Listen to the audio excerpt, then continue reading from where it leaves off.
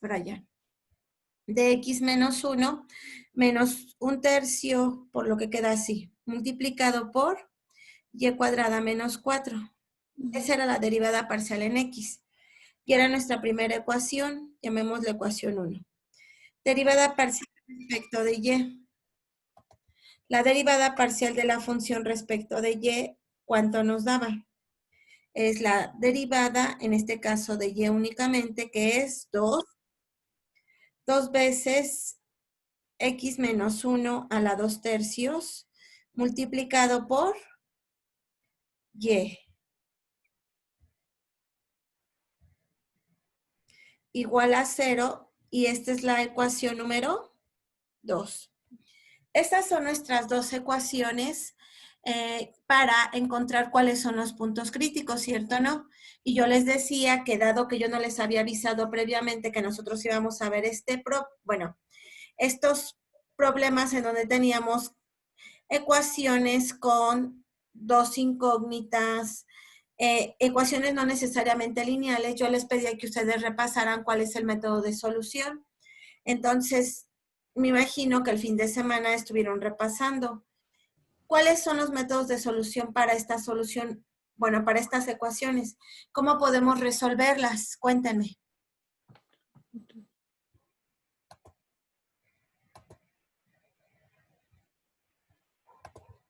¿Chicos? Pero no, lo que hicimos la clase pasada era x menos 1 a las 2/3 por 2y. Ok. Es semejante. No pasa nada. Es decir, nosotros tendríamos que x menos 1 a la 2/3 es igual a 0 por un lado. Y por el otro también tendríamos que y es igual a 0, ¿cierto o no? Ya estas ecuaciones, ¿cómo las llamamos? Ecuación 3 y ecuación 4. ¿Sí estamos de acuerdo, chicos? 4 y ecuación 3. Ok, obsérvese. De ecuación 3, ¿yo qué obtengo? Esta potencia que tenemos aquí de 2/3 pasa del otro lado de esta forma, como x menos 1 por 0 a la igual a 0 a la 3 medios, pero 0 a cualquier potencia, ¿cuánto nos da? 0.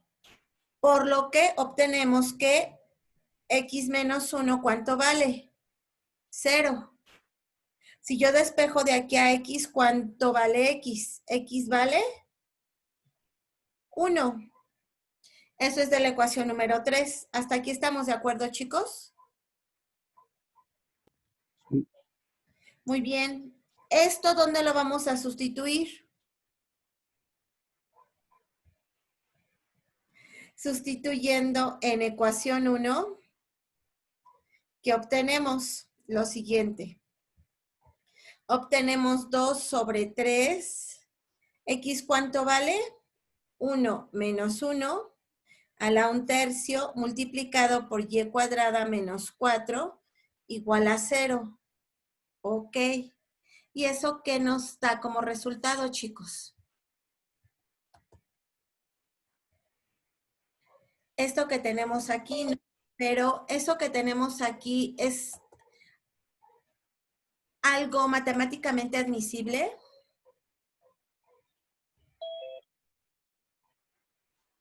¿No, verdad? Es una indeterminación.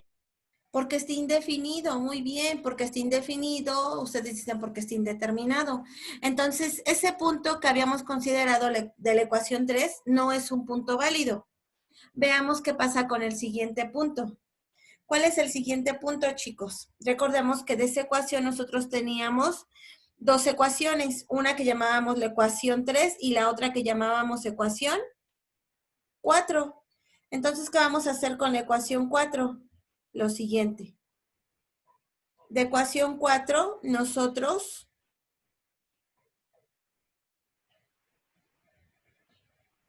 obtenemos que 2y es igual a ¿quién? A 0. Lo que equivale a tener que y es igual a ¿cuánto, chicos? A 0. Y esto que tengo aquí, al sustituirlo en ecuación 1, ¿qué obtengo? Lo siguiente.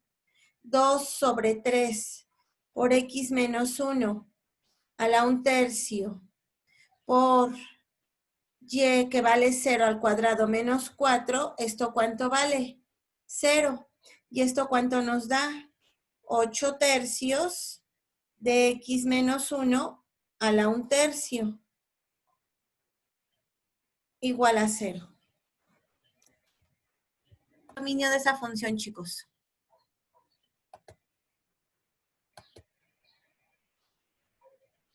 De la primera derivada respecto de x. Es una función racional, ¿cierto o no, chicos? Serían todos los reales excepto ¿quién?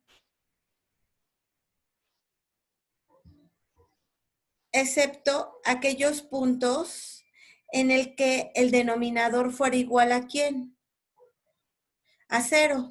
Lo que equivale a que x menos 1 a la 1/3 tiene que ser diferente de 0. Y de acuerdo a lo que acabamos de ver acá, nosotros al querer encontrar las raíces, lo igualamos a 0, ¿cierto o no? ¿Esto se puede hacer? No, porque parte del dominio de la derivada de la función es considerar que toma todos los valores excepto aquellos en los que esto es igual a 0, por lo que ustedes no tendrían una función lógica de la derivada a primer orden. ¿Todos estamos de acuerdo en esta parte? Sí. Sí. Gracias. Luego entonces, esto que hice aquí a continuación, pues no tiene mucha lógica. Bueno, algebraicamente pues no es incorrecto, pero una interpretación lógica matemática no, porque ni siquiera está en el dominio de la derivada, ¿ok? Entonces eso es importante, considerar el dominio de la derivada. Y en este caso, pues esto ni siquiera tendría sentido dentro de los reales. Por lo que entonces tampoco tendría sentido la otra afirmación que se hizo y que yo encerré en verde. ¿Estamos de acuerdo? Muy bien. Eso es para el primer caso. Ahora, si observamos la ecuación número 2, también tenemos un producto. Pero ¿qué acabamos de decir de la ecuación 1? Que x no tiene que ser igual a x menos 1, no tiene que ser 0, lo que equivale a que x tiene que ser diferente de 1. Por lo que aquí en la afirmación sería que x menos 1 tiene que ser ¿cuánto? X igual a 1 tiene que ser 0, lo cual ya no tiene lógica. ¿Estamos de acuerdo? En este caso, obsérvense, tanto de la ecuación número 1 como de la ecuación número 2, Jessie puede tomar cualesquiera valores. El único valor que está restringido es ¿quién? X igual a 1. Pero a pesar de eso, ¿qué observamos, chicos? Que el X menos 1 no está desligado de Y igual a 0, ¿cierto o no? Porque aquí cuando nosotros estudiamos Y igual a 0, observamos que de todos modos sale X igual a 1. Observen en las siguientes diapositivas. Y eso de todos modos no tiene lógica. Por lo tanto, ¿tenemos puntos críticos?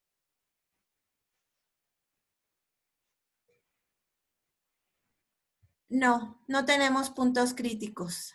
Veamos qué nos dice el libro, o tal vez ahorita vamos a realizar la gráfica para que veamos qué es lo que sucede. Ay, permítanme. Muy bien. Este es el problema. Aquí el autor, al igual que nosotros, calcula las derivadas. Obtuvimos las derivadas igual que él. No estamos incorrectos. Derivada parcial de z respecto de x es igual a 2/3 de y cuadrada menos 4 sobre 3x menos 1 a la 1/3. Y la derivada de z respecto de y es 2y por x menos 1 a la 2/3. Como se observan, los únicos puntos que anulan o hacen que no existan ambas derivadas parciales son todos aquellos en donde x ¿cuánto vale? 1. Nótese que derivada de z respecto de x no existe para x igual a 1. Entonces, el conjunto de puntos críticos, ¿quién va a ser, chicos? Únicamente van a tener un conjunto según esto. 1, y para cualquier valor. Recordemos, y eso sí lo vimos la clase pasada. Por eso yo les decía que yo no había hecho suficiente énfasis. Definición. Una función continua en una región R a los puntos x, y que pertenecen a la región en donde el gradiente de f se anula o no, ¿qué? O no existen, se les denomina puntos críticos o puntos estacionarios. En este caso, ¿qué sucedía? ¿Los puntos críticos existen? Pues no se podían calcular aparentemente a primera instancia, solamente se veían donde no existían. ¿Estamos de acuerdo, chicos? Sí. Ok. Pasemos a otro ejemplo. Y después de este ejemplo que veamos, ya vemos el criterio de la segunda derivada. Pero no veamos la solución para que ustedes van a determinar los puntos críticos de esta función, que es la función f de x, y igual al logaritmo natural de x cuadrada más y cuadrada. Recordemos, de acuerdo a lo que vimos la clase pasada, qué es lo que tiene que pasar. Esta función, que para esta clase es el ejemplo número 1, f de xy igual a logaritmo natural de x cuadrada más y cuadrada. ¿Qué tengo que hacer, chicos? Derivar parcialmente. ¿Cuánto vale la derivada parcial en x de esta función? Recordemos, la derivada del logaritmo, ¿cuánto vale? 1 sobre el argumento del logaritmo, que es x cuadrada más y cuadrada. ¿Cuánto vale la derivada del argumento? 2x. 2x, por lo que la derivada respecto de x serían 2x sobre x cuadrada más y cuadrada, y esto lo tenemos que igualar a 0, y esta sería nuestra ecuación número 1. Muy bien. Ahora, derivemos a la función respecto de y. La derivada parcial de esta función respecto de y, ¿cuánto nos da? Es la derivada del argumento respecto de y, que en este caso sería 2y. ¿Sobre quién? Sobre x cuadrada más y cuadrada. Le igualamos a 0 y esta sería nuestra ecuación número 2. ¿Todos de acuerdo hasta aquí, chicos? Sí. Sí. Muy bien, ahora ¿qué tenemos?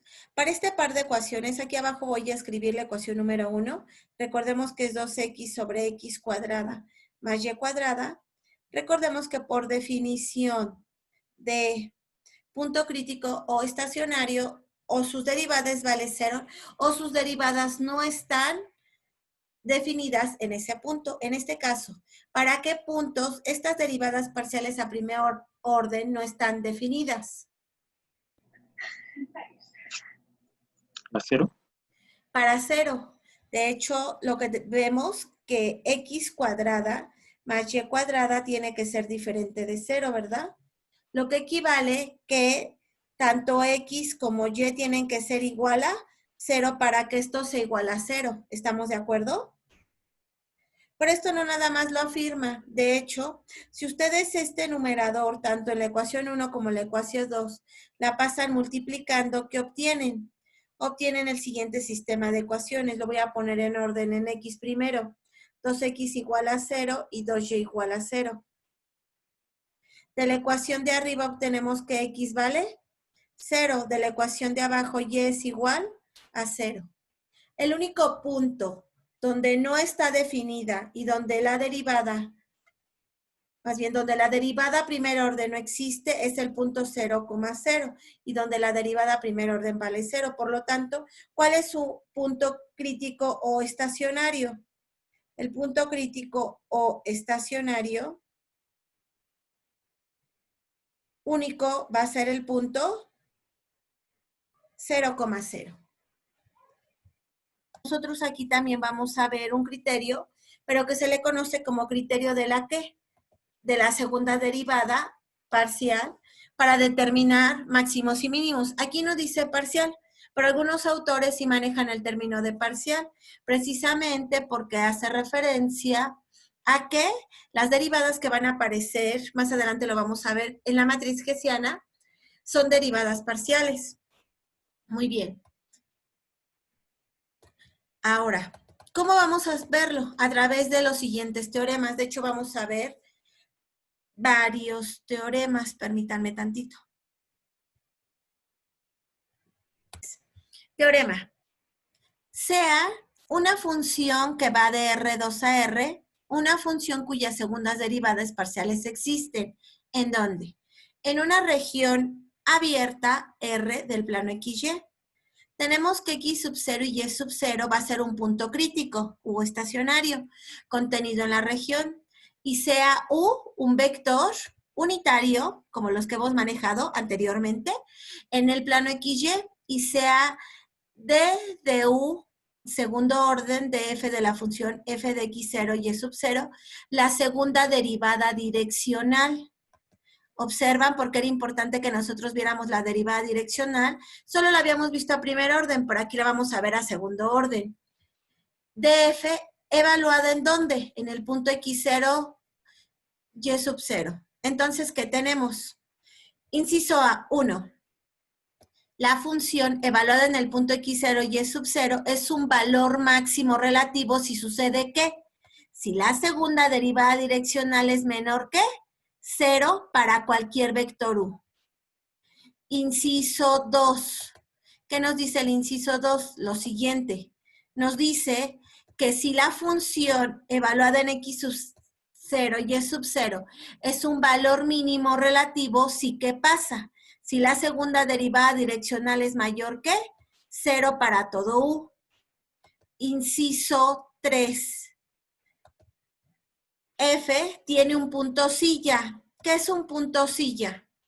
Un punto silla nosotros en cálculo de una variable lo llamamos punto de inflexión. Es decir, es aquel punto donde cambian de signos nuestra función de superficie, ¿ok? En este caso, ese punto silla se va a ocasionar siempre y cuando la segunda derivada direccional cambia de signos para diferentes direcciones ¿de quién? Del vector unitario. Inciso 4. El inciso 4 nos habla del criterio aplicado, pero cuando la derivada direccional no cambia de signo. Pero sí existe su derivada a lo largo de ciertos vectores, de tal forma que la derivada direccional a segundo orden, en la dirección de u, ¿cuánto vale? 0. Muy bien. Ahora, antes de pasar a analizar, de hecho, la demostración la vamos a leer ahorita entre todos, yo necesito que ustedes entiendan. ¿Qué decíamos que era la derivada direccional? A ver, recuérdenme, de pronto ya ven que me da Alzheimer. Sí. La derivada direccional a segundo orden también lo que nos va a indicar es un cambio de la función de superficie sobre la dirección del vector u. Observen qué es lo que nos dice este teorema, que la función en un punto específico x sub 0 y y sub 0 va a tener un máximo si esta derivada direccional a segundo orden es menor que 0. Va a tener un mínimo si esta derivada direccional a segundo orden es mayor que 0. Y va a tener un punto silla si la derivada direccional cambia de signo en diferentes direcciones de u. Es decir, pasa de más a menos o de menos a más. Y un cuarto inciso en el que nos dice que si la derivada direccional a segundo orden vale 0, entonces, ¿qué va a pasar con el criterio? Este criterio no va a ser válido. Esto, yo no sé si ustedes recuerdan el criterio de las derivadas para una variable es muy parecida a esto que se está mencionando. Muy bien, vamos a ver la demostración. Se partirá del criterio de la segunda derivada del cálculo diferencial de una variable independiente. Como se ha visto, la derivada direccional es la razón de variación de una función en una cierta dirección, la cual puede calcularse mediante la siguiente expresión. Derivada direccional de f a lo largo de u evaluada en x sub 0 y y sub 0 es igual a la variación si suponemos además que está parametrizada en términos de t como la derivada de la función x sub 0 más u1 de t, y sub 0 más u2 de t respecto de t evaluada en t igual a 0. Que, como se observa, si u se mantiene constante es una derivada ordinaria en términos de t. Hasta aquí estamos de acuerdo. Asimismo, la segunda derivada direccional es una segunda derivada ordinaria y debe satisfacerse que es un valor máximo de f en la dirección de u. Ahora bien, Si esta función, al considerar u como una constante, entonces esta derivada o la interpretación de esta derivada direccional ya no va a ser a lo largo de un vector, sino de ¿qué? De una función que depende de un único parámetro. ¿Quién es el parámetro? T. Y si ustedes recuerdan el criterio de la segunda derivada para funciones de una variable, resulta ser que ese criterio nos dice justamente lo que nos afirman aquí, que se va a tener un valor máximo de la función evaluada en este punto x0 y y sub 0 si la segunda derivada es menor que 0. Por el contrario, si nosotros tenemos que la función, la segunda derivada direccional de f evaluada en x sub 0 y y sub 0 es mayor que 0, se dice que f en ese punto que va a tener un mínimo relativo. Y algo que también se veía justamente en ese criterio es que si la segunda derivada direccional es igual a 0, entonces se comentaba que ese punto para cálculo de una variable era un punto de inflexión. Aquí, ¿cómo le vamos a llamar? Es un punto silla. ¿Ok? Muy bien. Segundo teorema, y para que se vayan despertando mejor van a ir leyendo ustedes. Por favor, Carlos Daniel, ¿me ayuda a leer el segundo teorema?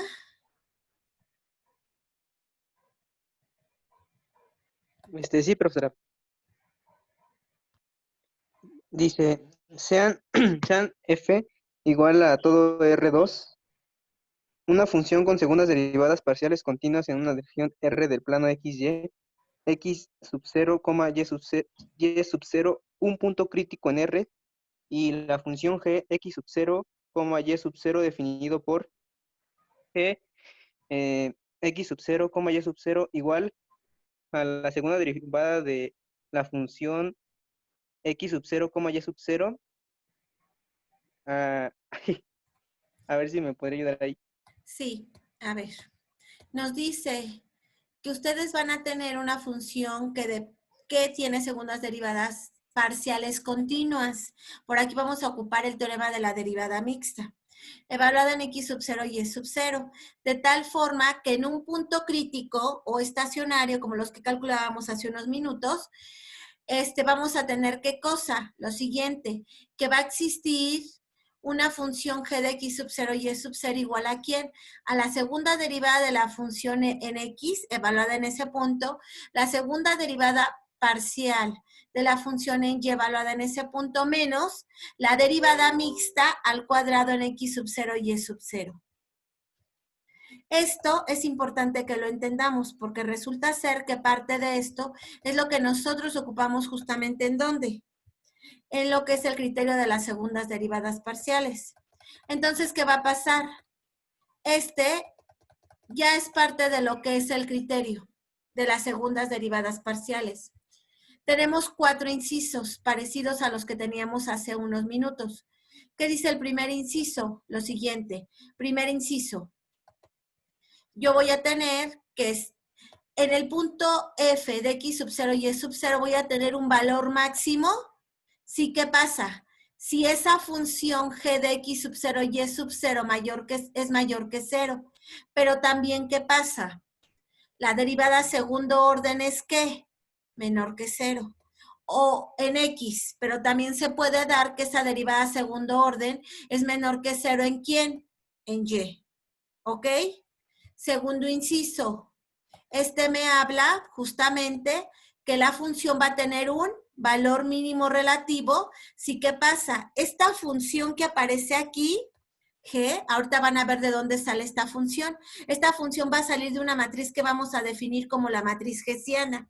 Esa matriz hessiana va a ser una matriz, para este caso en particular, de 2 por 2, perdón. Y además de que tengamos esta matriz mayor que 0, las segundas derivadas parciales que tienen que ser, tanto en x o bien en y, tienen que ser mayores que 0. Tercer inciso de este teorema. Vamos a tener un punto silla en el punto x0 y sub 0. ¿Sí? ¿Qué sucede? Si la matriz, bueno, la función que definimos hace unos minutos, g de x sub 0 y sub 0 es menor que 0. Y finalmente, cuarto inciso de este criterio.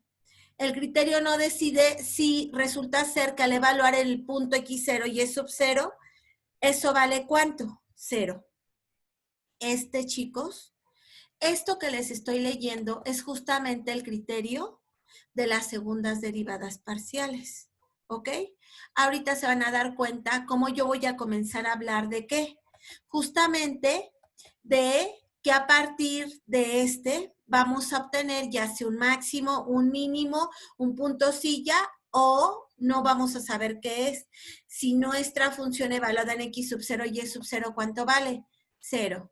Nuevamente, no hay que perder de vista esto que yo les comentaba. En este caso, recordemos que nuestra función g de x sub 0 y sub 0 está definido como lo que estoy encerrando en azul.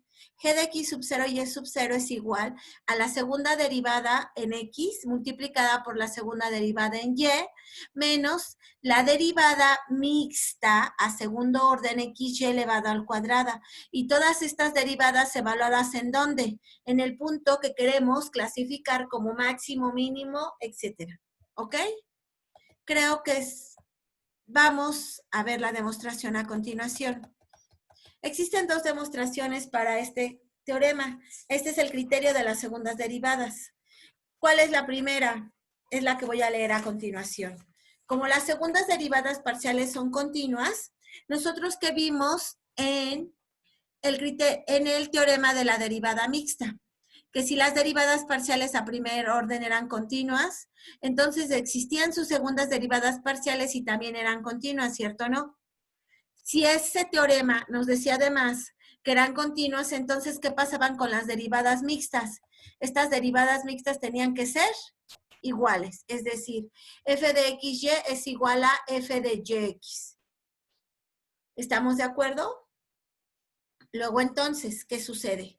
De acuerdo a lo que acabamos de ver, la derivada direccional a segundo orden también se puede expresar como ¿quién? Recordemos que una de las formas de analizar la derivada direccional de una función es a través del producto punto entre el operador gradiente y el vector unitario.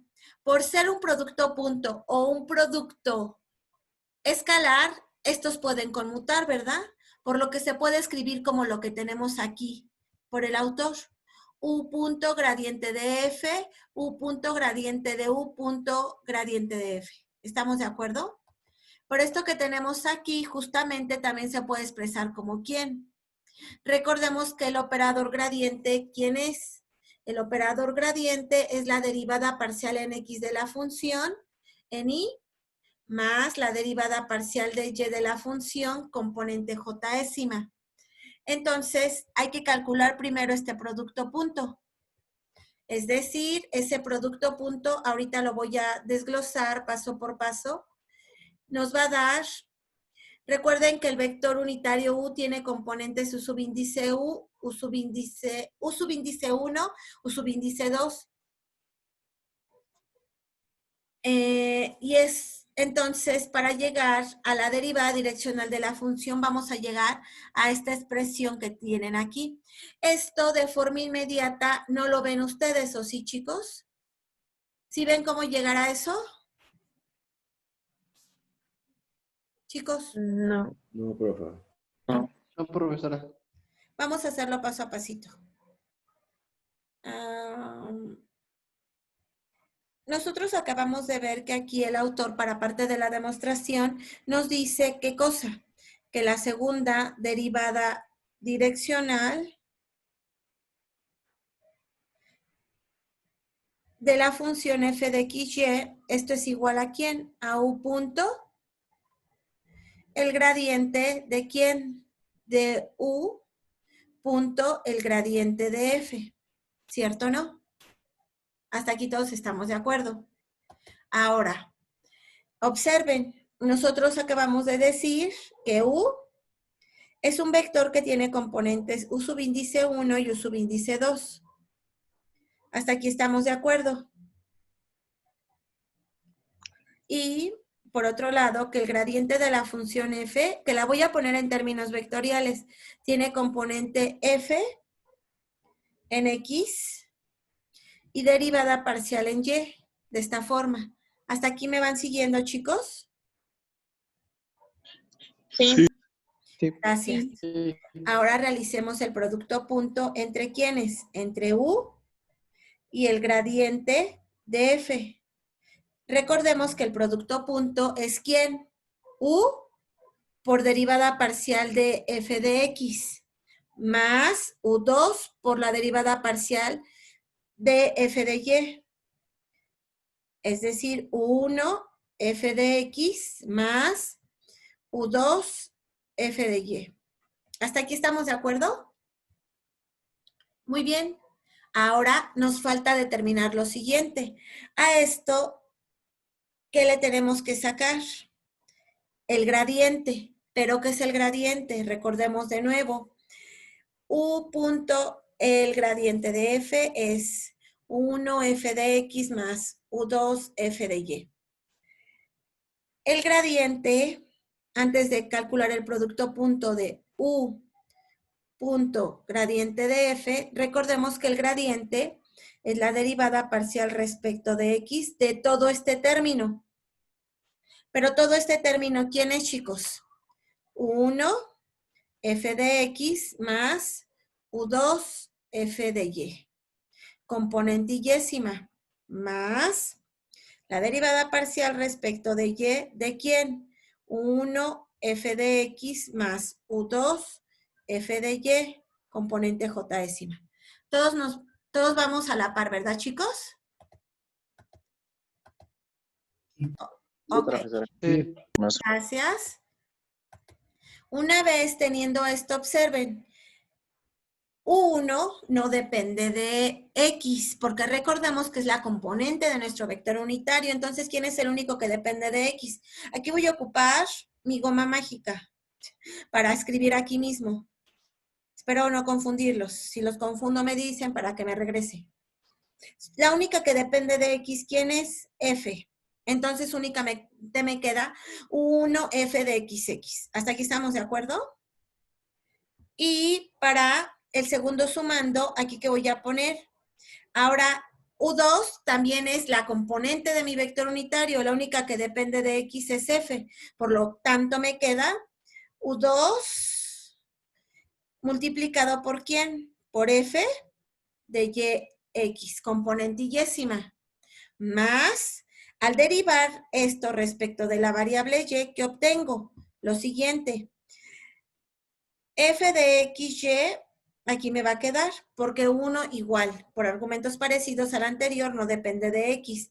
Y aquí que voy a tener lo siguiente, U XY, componente J-ésima. Hasta aquí, ¿todos me van siguiendo, chicos? Sí. Sí. Ok. Ahora, esto, observen, es un vector un poquito largo, pero al final es un vector.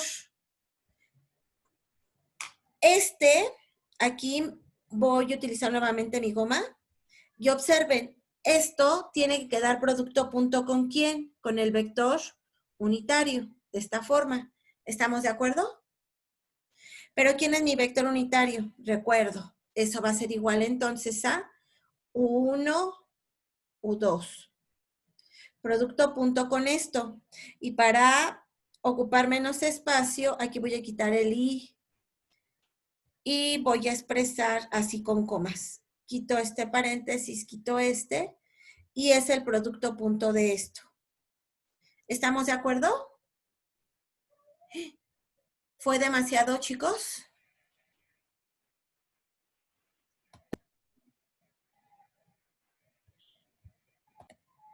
¿Hasta aquí estamos de acuerdo, chicos? Sí, profesora. Para calcular la segunda derivada direccional de la función, tenemos que realizar el producto punto de u con el gradiente de ¿quién? De U con el producto punto de F. Para ello no hay que perder de vista que el vector unitario tiene componentes U subíndice 1, U subíndice 2 y que nuestro gradiente tiene componentes derivada parcial en X con derivada parcial en Y. Realizamos el producto punto que es la suma de término a término U1 por derivada parcial en X más U2 por la derivada parcial en Y, que es esto. Ahora obtengamos lo que es el gradiente de la función. Aquí cuando nosotros derivamos respecto de X, a toda esta expresión observamos que únicamente va a quedar 1 derivada parcial a segundo orden en X, más U2 derivada parcial a segundo orden, primero de Y y después en X. Al derivar parcialmente en Y vamos a tener U1 derivada parcial mixta de F, primero en X, luego en Y, más U2 derivada parcial F de Y a segundo orden, como se ve a continuación. Observemos además que ahora lo que nos falta calcular es el producto punto entre quiénes, entre el vector unitario U, que en este caso, ¿quién es? Ese vector unitario, observemos que tiene componentes 1 multiplicado por toda esta expresión, por lo que obtenemos U1 al cuadrado, derivada parcial a segundo orden en X, más U1, U2, derivada mixta X, YX. Ahora, multiplicando la segunda componente U2 por U1, segunda derivada parcial, mixta en XY, más U2 al cuadrado por la segunda derivada parcial en Y. Ok. Nosotros suponemos que sí se satisface el teorema de la derivada mixta, es decir, que f de xy es igual a f de yx. Por lo tanto, este producto, ¿cómo nos queda? 1 al cuadrado, derivada parcial en x a segundo orden, y los términos de en medio se suman porque son el mismo. Y nos queda dos veces 1 por u2 por f de xy más u2 al cuadrado por derivada parcial de y a segundo orden. ¿Hasta aquí estamos de acuerdo? ¿Ya se dieron cuenta que es lo mismo que obtuvimos? Ahora, vamos a hacer unos cambios de variables. Vamos a llamar a la segunda derivada en X, a B a la derivada mixta XY y a C la derivada parcial a segundo orden en Y. Entonces, esta derivada direccional a segundo orden, ¿cómo se puede escribir? Como A por U subíndice 1 al cuadrado más 2 veces B, U subíndice 1 por U subíndice 2 más C por U subíndice 2 al cuadrado. Ahora bien, ¿qué es lo que va a hacer el autor? Completar cuadrados y va a factorizar. Recordemos que para completar cuadrados, el término independiente, que en este caso es el término de 2 veces b, se tiene que elevar al cuadrado y bla, bla, bla. Pero antes de hacer eso, ¿qué es lo que realiza el autor? De todos los términos va a factorizar una. Observen, el primer término únicamente quedaría U subíndice 1 al cuadrado, pero en el segundo término, donde no aparece A, ¿qué es lo que hace? Multiplica y divide sobre A.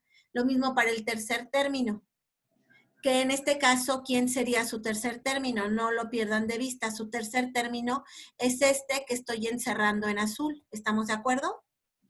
Ahora, ¿con qué término completó el cuadrado? Recuerden que era lo que yo les decía. Para completar el cuadrado, ustedes lo que tienen que hacer es lo siguiente. Lo que debemos de realizar es considerar el coeficiente. En este caso sería 2 veces b sobre 2. Dividirlo sobre 2 y elevarlo al cuadrado. Cuando ustedes dividen este coeficiente sobre 2, nos queda únicamente b sobre a. Y al elevarlo al cuadrado, ¿quién nos queda? B cuadrada sobre A cuadrada, que es justamente esto al que le estoy poniendo doble rayita. Esto ya, al menos estos términos que estoy mostrando con una llavecita, ya son un trinomio cuadrado perfecto, ¿cierto o no? Únicamente nos sobran estos términos que estoy subrayando en ondulado. Muy bien, ¿qué observan? Pues una vez que ya tenemos ese trinomio cuadrado perfecto, ese se puede expresar como 1 más U2 por B sobre A al cuadrado más U2 al cuadrado sobre A al cuadrado por A por C menos B al cuadrado. ¿Sí estamos de acuerdo, chicos? Sí. Ok. Sí. Una vez. ¿Qué es lo que va a hacer el autor ahora? Va a sustituir los valores específicos de A mayúscula, B mayúscula y C mayúscula. Recordemos que son las derivadas a segundo orden, como lo vimos hace unos minutos. Lo voy a poner en rojo. Bueno, en azul. ¿Qué es esto? ¿Ok? Ahora, la segunda derivada direccional a lo largo del vector U, entonces se puede expresar como f de xx, 1 más u2 y sustituyen, bla. Pero nos dice, esta expresión se cumple siempre y cuando que suceda. Observen, ¿cómo factorizó a? ¿Pero quién es a, chicos? Recordemos que a es la segunda derivada parcial ¿en quién? En x. ¿Qué tiene que satisfacerse? Esta segunda derivada parcial en x siempre tiene que ser diferente de 0. Entonces dice, esta expresión se cumple siempre y cuando esta segunda derivada parcial en x sea diferente de 0. Si en lugar de factorizar a se hubiera factorizado c, que es la segunda derivada parcial en y, hubieran supuesto lo mismo, que la segunda derivada parcial en x y en y tienen que ser, en x o en y, tienen que ser diferentes de ¿quién? De 0. ¿Ok? Entonces, al utilizar eso como una condición, como condición también se supone que la segunda derivada tanto en x como en y siempre tienen que ser diferentes de ¿quién? De 0. Y si se observa detenidamente la expresión anterior, a la cual el autor llama 1, que es esta, ¿qué sucede? Pues estos términos, segunda derivada parcial en x, y si hubiéramos factorizado en y, hubiera salido igual, tiene que ser diferente de 0. Se notará que el signo de la segunda derivada direccional depende de los signos de quién. Observen, aquí a lo mejor ustedes no lo han notado, pero ya salió lo que es la definición de G. ¿Quién era G? Recordemos nuevamente. G ahorita ya no aparece aquí, pero se los voy a anotar rápidamente. Para nuestro caso particular, nuestra G resultó ser, bueno, para el caso de 2 variables, porque resulta ser que se tiene algo parecido para el caso de 3 variables. Esta segunda derivada parcial en x, perdón, esta función de g de xy era la segunda derivada parcial en x multiplicada por la segunda derivada parcial en y menos la derivada parcial mixta elevada al cuadrado xy. ¿Ok? Esto es importante de recordar por lo que les comento, porque aquí entonces nos vamos a dar cuenta que ya aparece aquí G. De hecho, ya aquí lo escribió. Observa el autor. Una vez que el autor ya escribió, ¿qué es lo que tenemos? Lo siguiente, que entonces esta segunda derivada parcial va a depender en signos de quién, de esta G, pero también de cómo varíe la segunda derivada parcial en X y cómo varíe el signo de la segunda derivada en Y. Si se observa la expresión esta 2, se notará que el signo depende tanto de G, de las segundas derivadas en X y en Y aplicando el teorema, se concluye lo siguiente. G evaluada en ¿dónde? En el punto que suponemos que es punto crítico o estacionario. Si es mayor que 0, el signo va a depender de la segunda derivada directamente de cómo dependa en las segundas derivadas en X o en Y. Se dan cuenta, es la primera parte del teorema que nos dice, ¿cuándo G va a ser mayor que 0? Esta segunda derivada parcial va a ser menor que 0 o bien en X o en Y va a ser menor que 0, siempre y cuando la segunda derivada parcial direccional sea menor que 0 y por lo tanto, ¿qué vamos a tener? Lo que nos dice el teorema, un máximo relativo. O bien, si esta segunda derivada parcial en X o en Y son mayores que 0, entonces la segunda derivada direccional va a ser mayor que 0 y por lo tanto, ¿nosotros qué vamos a tener, chicos?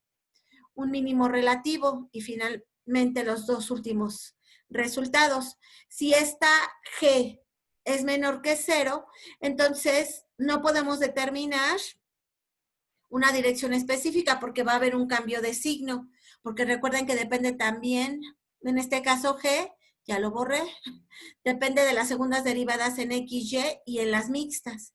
Y finalmente, si G es igual a 0, el signo de la segunda derivada parcial depende únicamente del signo de las segundas derivadas en X y Y, pero cuando menos habrá una dirección en donde se anule este término. Por lo tanto, esto equivale a que la segunda derivada direccional sea igual a 0. Muy bien. Esto que acaban de ver, chicos, es la demostración justamente del criterio de las segundas derivadas. No vamos a ver la segunda demostración y ustedes van a decir, ay, qué bueno. Lo siguiente. Si la segunda derivada parcial en X es menor que 0, pero en este caso G es mayor que 0, entonces aquí se dice que el punto crítico que va a ser un máximo relativo. Segundo, si esa segunda derivada parcial en X o C, que es la segunda derivada parcial en Y, es mayor que 0 y G es mayor que 0, entonces, ¿qué vamos a tener? Que ese punto va a ser un punto crítico que vamos a clasificar como mínimo relativo. Tercer inciso, si G es menor que 0, ¿qué podemos decir? Que ese punto es un punto silla, porque hay un cambio de signo. Y cuarto, si G es igual a 0, no obtenemos ninguna conclusión. ¿Ok? De hecho, es muy parecido a lo que veíamos, como yo se los mencionaba, al cálculo de una variable. Y ahora sí, veamos un ejemplo. Pero antes de ver un ejemplo, quiero observar lo siguiente. Aquí el autor no lo indica, pero resulta ser que ahorita van a ver porque yo también la llamo, a G la llamo matriz. G de X, Y, que recordemos que es la segunda derivada parcial en X, multiplicada por la segunda derivada parcial menos el cuadrado de las derivadas mixtas, se puede calcular a través del determinante de una matriz. Esa matriz que nosotros a partir de este momento la vamos a llamar matriz hessiana. Esta matriz está compuesta por los siguientes elementos: f de xx, f de xy, f de yx y f de y. Si se dan cuenta, al igual que la derivada direccional, en donde únicamente aparecen cambios, solamente en la dirección del vector u, pero únicamente con derivadas a primer orden, nosotros aquí tenemos los cambios, pero interesándonos los cambios a segundo orden. Si ustedes calculan el determinante de esta matriz, que lo voy a indicar en color rojo, ¿cuánto vale el determinante de esta matriz? Permítanme. ¿Cuánto vale el determinante de esta matriz, chicos?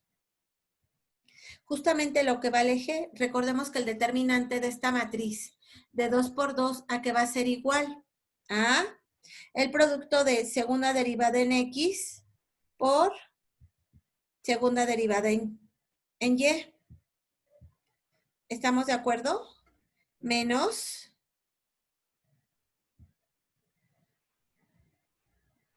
las derivadas mixtas f de xy.